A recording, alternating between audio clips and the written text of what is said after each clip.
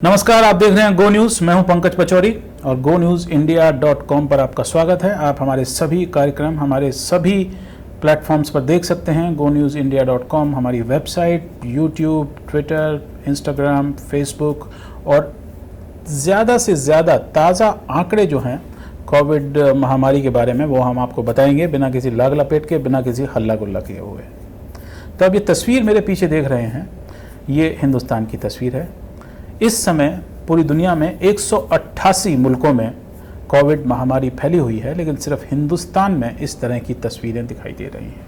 इसका क्या कारण है, आपको हम विस्तार से इस बारे में बताएंगे और ये भी बताएंगे कि जिस तरह से हिंदुस्तान में सरकार ने कोविड महामारी से बचने के प्रयास किए हैं वो सोच समझ कर नहीं किए हैं, और जिसकी वजह से इस तरह की तस्वीरें ज़्यादा हमको दिखाई दे रही हैं हिंदुस्तान से, और सिर्फ हिंदुस्तान से। इसके क्या कारण हैं?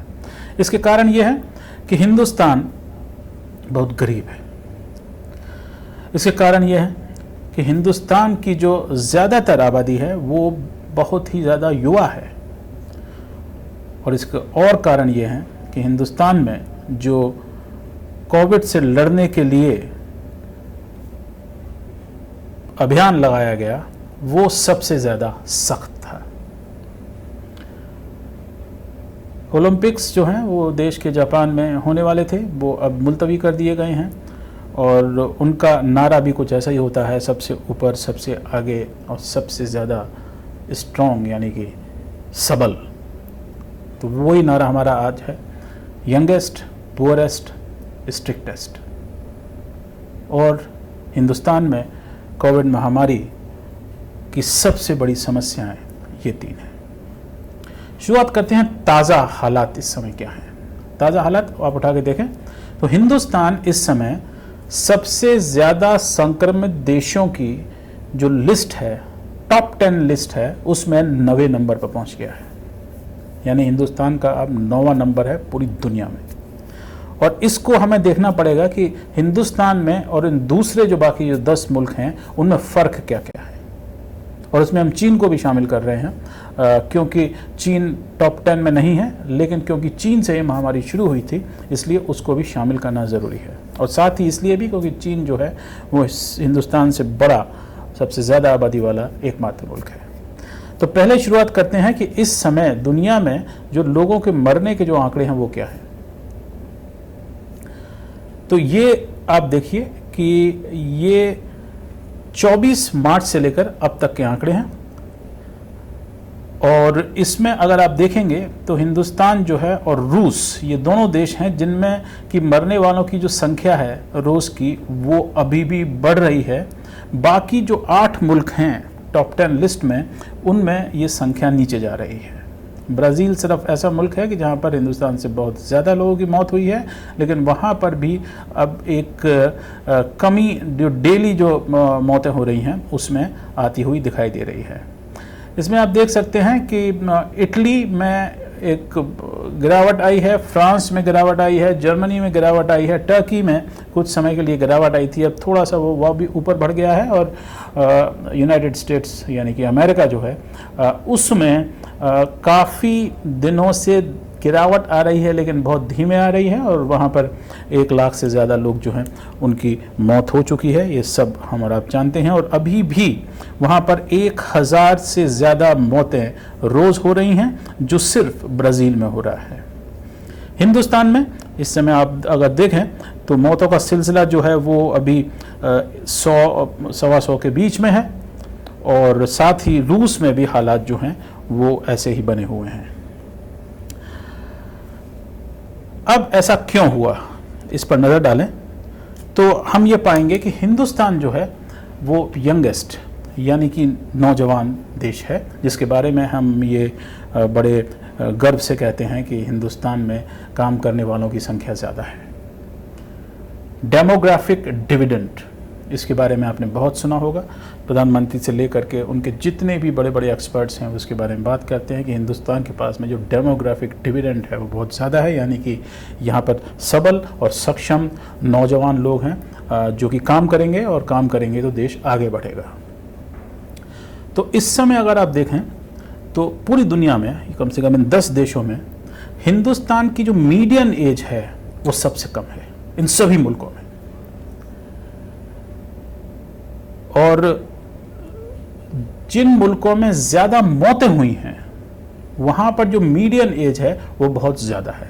चाहे आप यूरोप को उठा के देख लीजिए, चाहे आप अमेरिका को उठा के देख लीजिए, यहाँ तक कि चीन जो है वहाँ पर भी जो लोगों की उम्र है कुल मिलाकर के वो हिंदुस्तान से ज़्यादा बैठती है।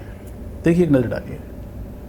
तो ये है मीडियन एज का आंकड़ा, जिसमें कि आप साफ साफ देख सकते हैं कि इटली में सबसे ज़्यादा हालात शुरुआत से ही ख़राब हुए थे और सबसे ज़्यादा मौतें वहाँ पर हुई, क्योंकि इटली में जो मीडियन एज है वो काफ़ी ज़्यादा है। और अगर आप कुल उठा करके देखें तो आपको मालूम पड़ेगा कि इटली में जो कुल मीडियन एज है वो 45 साल है।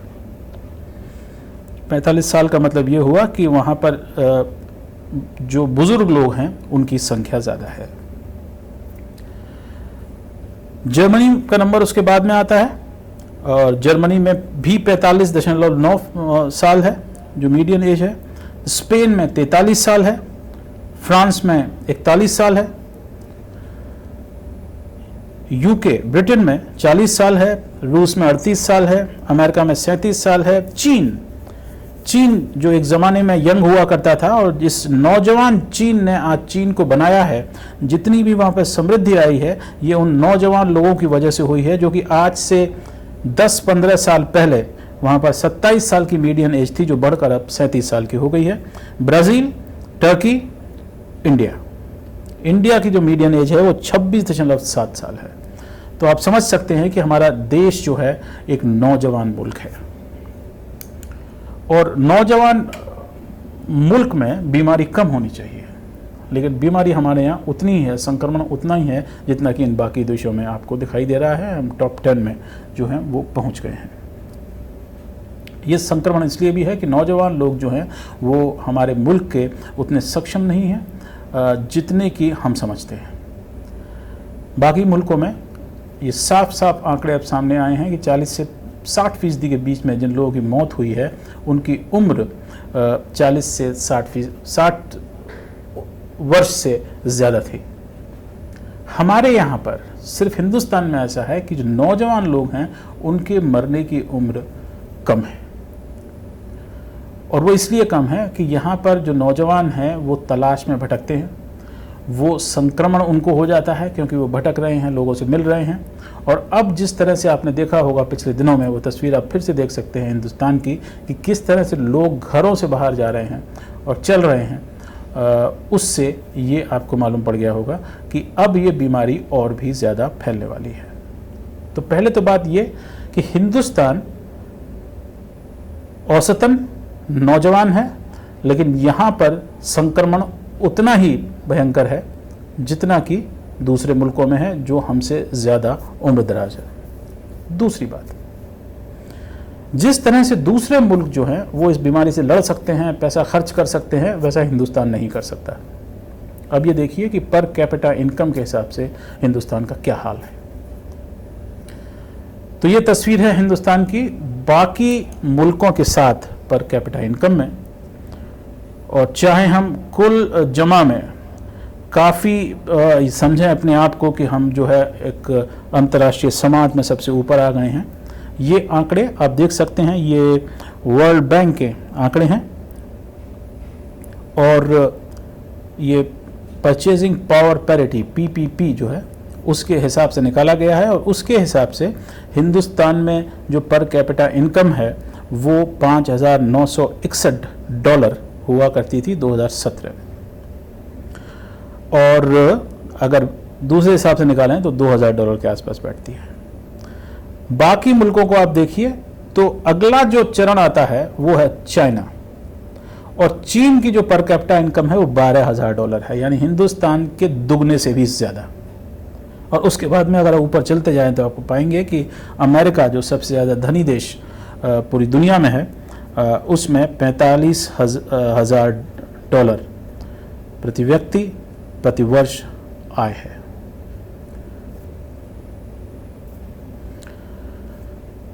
तो ये जो आंकड़े हैं, इससे आपको ये साफ मालूम पड़ता है कि हिंदुस्तान में किसी भी आपदा से लड़ने की जो क्षमता है वो लोगों की बहुत कम है। देखिए, नजर डालिए आप। और वो इसलिए कम है क्योंकि यहाँ पर लोगों के पास में पैसे कम हैं। हम आपको लगातार बता रहे हैं कि किस तरह से हिंदुस्तान में सरकार ने खुद माना है कि 60 करोड़ लोग जो हैं वो गरीब हैं और वो $2 प्रतिदिन से भी कम कमाते हैं। तो ये जो एवरेज आप देख रहे हैं 5,961 का, 60% लोग जो हैं वो उनका एवरेज इससे भी बहुत कम बैठेगा। और इसीलिए आपको सड़कों पर लाखों लोग दिखाई दे रहे हैं। इसीलिए सरकार को तमाम रेलगाड़ियों का, बसों का इंतज़ाम करना पड़ रहा है, क्योंकि ये जो लोग हैं ये घर के अंदर नहीं रह सकते। ये लोग बिना कामकाज के नहीं रह सकते। इनके सिर पर छत नहीं है।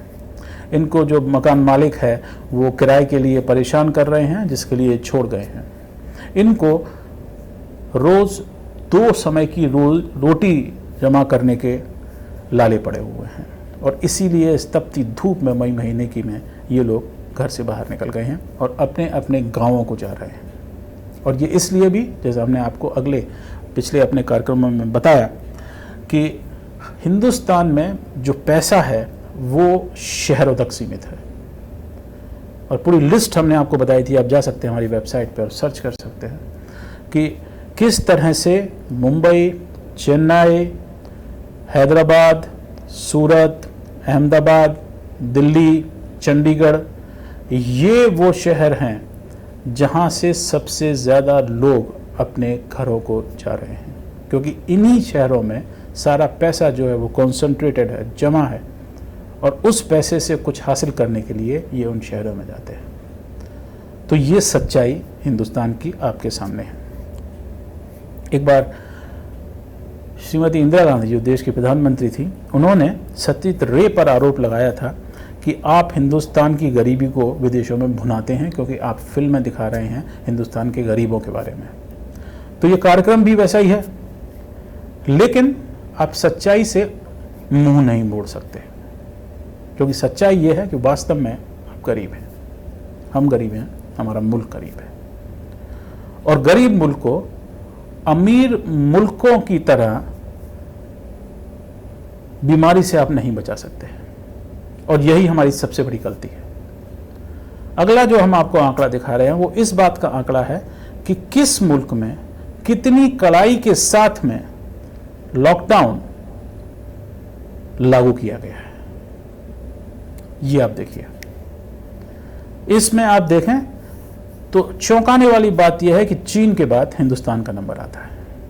यानी कि आप के पास पैसे नहीं हैं, आप गरीब हैं, लेकिन जब जनता पर सख्ती का समय आता है तो आप दुनिया में टॉप पर हैं।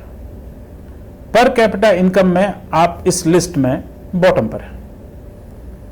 तो ये सरकार की सबसे बड़ी गलती थी कि सरकार की समझ में ये नहीं आया कि जिस तरह से दूसरे मुल्क लॉकडाउन को लागू कर सकते हैं वो हिंदुस्तान नहीं कर सकता।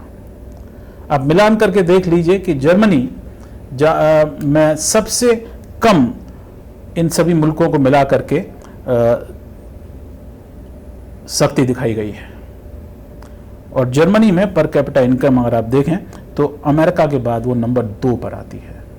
उसके बाद में बाकी मुल्क आप देख सकते हैं किस तरह से वहाँ पर है। चीन जो कि अब 10 सबसे ज़्यादा संक्रमित देशों की श्रेणी में नहीं है। चीन में कई दिन अब ऐसे गुजर रहे हैं कि एक भी केस सामने नहीं आ रहा है, एक भी मौत नहीं हो रही है। लेकिन चीन, क्योंकि वहाँ पर ये शुरुआत हुई थी, इसलिए हमने उसको शामिल इसमें किया कि चीन के बाद में हिंदुस्तान का नंबर आता है सख्ती दिखाने में। और पैसा आपके पास में है नहीं, सख्ती आप दिखाना चाहते हैं, तो उसका असर जो है वो यही होगा कि लोग सड़कों पर होंगे। और ये जो समस्या है, इस समस्या को सरकार समझने में एकदम नाकाम रही है। 4 घंटे की डेडलाइन पर हिंदुस्तान में लॉकडाउन का फरमान जारी कर दिया गया था। फरमान ही से बोलेंगे, क्योंकि कोई बातचीत नहीं हुई उससे पहले, कोई डिस्कशन नहीं हुआ, चीफ मिनिस्टर्स को नहीं बुलाया गया, सरकार ने कोई अपने जो इकोनॉमिस्ट हैं, जो अर्थशास्त्री हैं, उनसे बात की और उन्होंने ये कहा कि भाई ये तो बहुत तेज़ी से फैल रहा है और इसको हम कर देते हैं। आपको जानकर आश्चर्य होगा, और अगर आप हमारा कार्यक्रम देखते हैं तो नहीं होगा, कि हिंदुस्तान में रोज़ 1400 लोग, 1400 लोग टीबी से मारे जाते हैं, ट्यूबरोक्लोसिस। तो हिंदुस्तान में बीमारी कोई नई बात नहीं है। पिछले साल, माफ़ कीजिए, 2018 में जब तक के आंकड़े उपलब्ध हैं, उनमें 59,000 लोग HIV एड्स से हिंदुस्तान में मौत का शिकार हुए थे, जिसकी दवाई का इजाद 2006 में हुआ था। यानी कि अगर कल कोविड की दवाई आ भी जाती है तो कम से कम 10-12 साल हिंदुस्तान में लगेंगे कि आप कोविड पर पूरी तरह से काबू पा सकें। टीबी पर आप काबू नहीं पा सके हैं। टीबी का आपने देखा होगा, टीबी को, क्षय रोग को मिटाने के लिए तमाम कैंपेन सरकार ने किए हैं, बहुत बड़े बड़े कैंपेन किए हैं, अच्छे कैंपेन किए हैं। उसके बावजूद, जैसे मैंने आपको बताया, टीबी से 1400 लोग हर दिन देश में मारे जाते हैं। तो अब समस्या ये है कि हिंदुस्तान में जो खबर है वो कोविड के बारे में नहीं है। खबर कोविड पर काबू पाने के लिए जो सख्ती बरती गई और जो कदम उठाए गए, अब उनके जो असर हुए हैं, खबर अब वो है। हिंदुस्तान में खबर अब लॉकडाउन से उपजी हुई आर्थिक समस्या की है।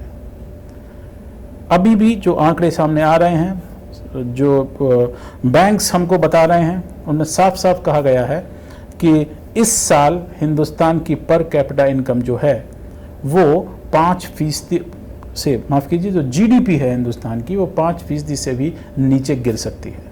कुछ अर्थशास्त्रियों का ये भी मानना है कि ये जो क्वार्टर है, जो अप्रैल, मई, जून का जो क्वार्टर है, उसमें देश की अर्थव्यवस्था 25% तक सिकुड़ सकती है। और इसके असर इन लोगों पर पड़ेंगे जो कि सड़कों पर है। क्योंकि जो भी थोड़ा बहुत ये लोग कमाया करते थे, ये पूरा घर है, आप देख सकते हैं इसमें, और ये हिंदुस्तान की जो फैमिली है, हिंदुस्तान का जो परिवार है, ये उसकी तस्वीर है। माँ बाप हैं, 3 बच्चे हैं, और माँ के सर पर पूरा घर बार रखा हुआ है। और ये हाल आज हिंदुस्तान के हैं, और ये हाल आप आने वाले दिनों में और भी ऐसे ही देखेंगे। लोग अपने घर चले जाएंगे, लोग अपने गांव चले जाएंगे, वहाँ पर रहेंगे, लेकिन हिंदुस्तान की परिवार की जो ये तस्वीर है, ये ऐसे ही बनी रहेगी। क्योंकि लगता ये है कि सरकार ने अपने हाथ झाड़ दिए हैं और एक बड़ा सा इकोनॉमिक आर्थिक पैकेज 20 लाख करोड़ का, उसकी घोषणा करके उसने कहा कि घोषणा से सब शांत हो जाएगा। लेकिन कोविड बीमारी घोषणा से नहीं जाएगी। कोविड बीमारी पत्रकारों को जेल में डालने से नहीं जाएगी। कोविड बीमारी जो आपसे तर्क करते हैं, जो आपसे सवाल पूछते हैं, उनके खिलाफ सख्ती से नहीं जाएगी। क्योंकि आपने कोविड बीमारी का सख्ती से सामना करने की कोशिश देख ली है, जिसके असर और ज़्यादा देश को गर्त में ले जा रहे हैं। इस तस्वीर को देखे रहिए, ये हिंदुस्तान की तस्वीर है। नमस्कार।